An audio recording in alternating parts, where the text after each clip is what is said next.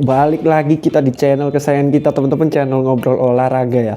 Jadi hari ini kita mau membahas tentang olahraga kesayangan Indonesia, andalan Indonesia ya, yang Indonesia dari dulu sudah kelas dunia. Olahraga apalagi kalau bukan bulu tangkis atau badminton ya teman-teman. Nah, jadi di badminton ini di bulan April akan ada kompetisi yang sangat besar, sangat bergengsi ya, yaitu adalah Piala Sudirman. Nah, jadi Piala Sudirman ini adalah pertandingan bergu ya. Dan bergunya bukan cuma sembarang bergu saja.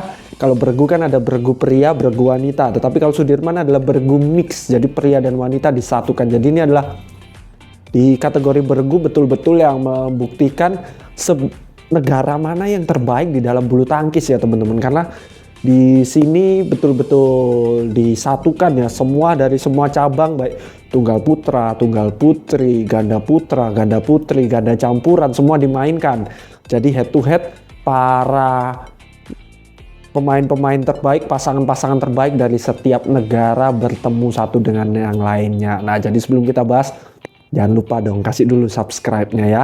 Kasih tombol likes juga, boleh komen juga di bawah kira-kira bagaimana sih kans Indonesia di Piala Sudirman kali ini ya teman-teman. Dan berikan dukungan juga supaya support kita bisa memperkuat timnas kita, supaya semakin semangat bisa membawa hasil yang terbaik di Piala Sudirman kali ini. Nah, jadi untuk Indonesia sendiri sebenarnya kalau secara bergu ya, kita kemarin sudah sering membahas tentang bulu tangkis Indonesia sedang mengalami penurunan ya, dari 2024 sangat berasa, dan sampai sekarang di 2025 juga sangat susah untuk mendapatkan juara satu di berbagai kompetisi BWF World Tour ya, di berbagai kompetisi open manapun ya, Swiss Open lah, China Open atau Open apapun, belum berhasil mendapatkan hasil yang memuaskan.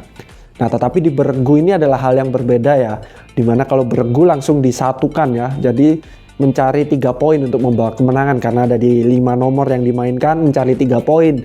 Setelah mendapatkan 3 poin maka mendapatkan kemenangan dan lolos ke babak selanjutnya dan seterusnya.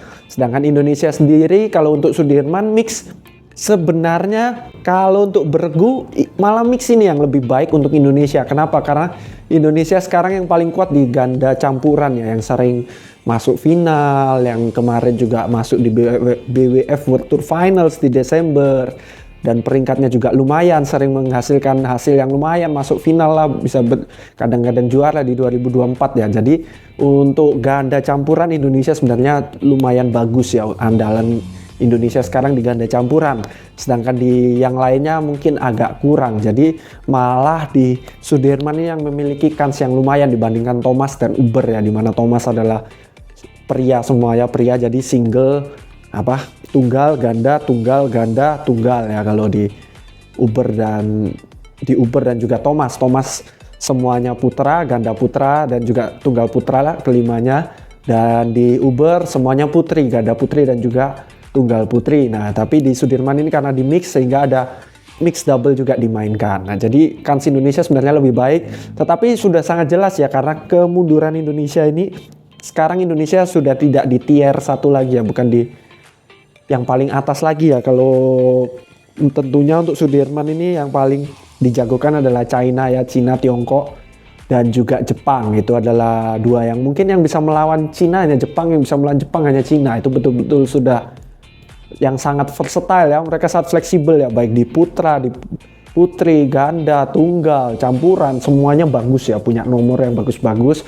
Malah kelemahan mereka sekarang di yang paling terkenal ya, yaitu tunggal putra. Itu malah untuk Jepang dan China masih sedang berkembang, belum sampai puncak ya kan. Nah, tapi tetap kalau untuk bergu mereka lah andalannya. Sedangkan Indonesia sendiri harus terdepak dari kalangan paling atas ya. Kalau zaman tahun 2000-an, zaman Taufik Hidayat dulu di Sudirman, di Thomas, yang bisa melawan yang top-top ini ya salah satunya Indonesia, karena Tiongkok sudah lama mendominasi ya. Salah satu yang bisa melawan ya Indonesia dulu.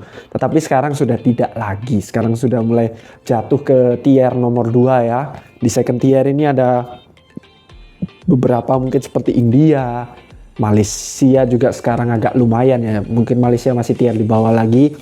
Ada India, ada Denmark, ada juga Korea Selatan, ada beberapa negara-negara yang ya mungkin kalau ada keajaiban, ada tiba-tiba bisa mengalahkan ya mengalahkan China, mengalahkan Jepang pun ada kemungkinan. Seperti India kemarin juga di Sudirman sempat mengejutkan ya, berhasil juara, mengalahkan Indonesia juga di final untuk di Sudirman kemarin.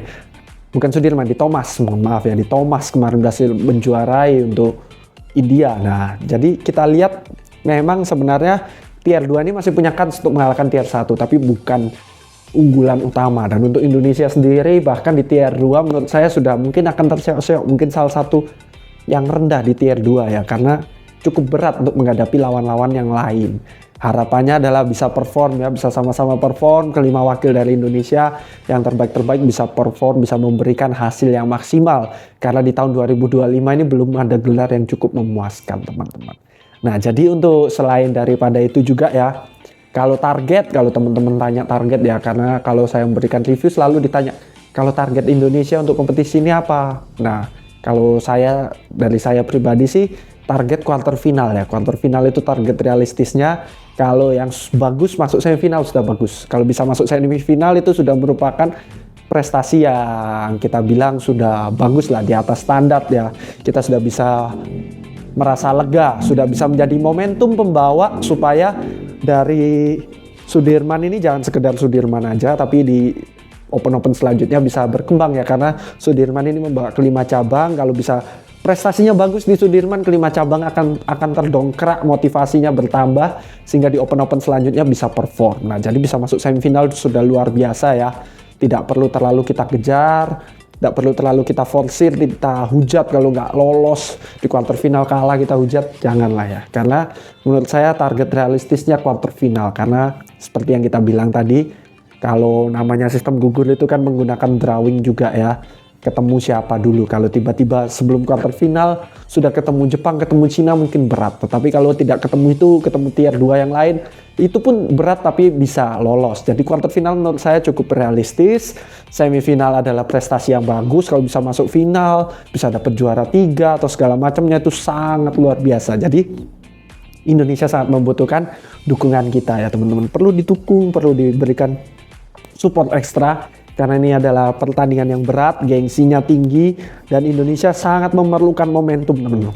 Jadi jangan sampai para atlet kita, kontingen-kontingen Indonesia sedang down, kita pun malah menghujat, kita malah males nonton, kita malah bilang yang jelek-jelek. Jangan, kita sama-sama dukung ya para atlet.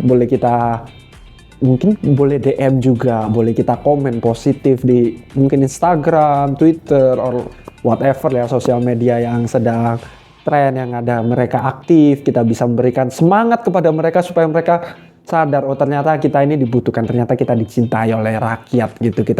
Kita dukung mereka, karena bulu tangkis ini adalah olahraga yang sangat penting untuk Indonesia ya. Karena di Olimpiade juga yang memberikan medali kebanyakan Indonesia adalah bulu tangkis terus ya, dapat medali terus dari bulu tangkis. Sehingga yuk kita dukung, sehingga nanti tahun ke tahun bisa bangkit, bisa semakin baik. Di 2028 kita bisa kembali mendapatkan medali emas dari bulu tangkis. Jadi yang terdekat ada di Piala Sudirman ya, tanggal 27 akan mulai. Jadi yuk sama-sama kita ikuti, kita beri dukungan semua atlet-atlet kita. Semoga yang terbaik, semoga tidak ada cedera, semoga bisa perform dengan baik. Apalagi setelah liburan ini ya, liburan Ramadan ini, semoga para atlet-atlet bisa kembali semangat, bisa refresh, bisa pikirannya refresh kembali setelah berkumpul bersama keluarga dan segala macamnya, sehingga performa bisa semakin baik. Sekian update untuk hari ini, sama-sama kita dukung kontingen Indonesia selalu juara.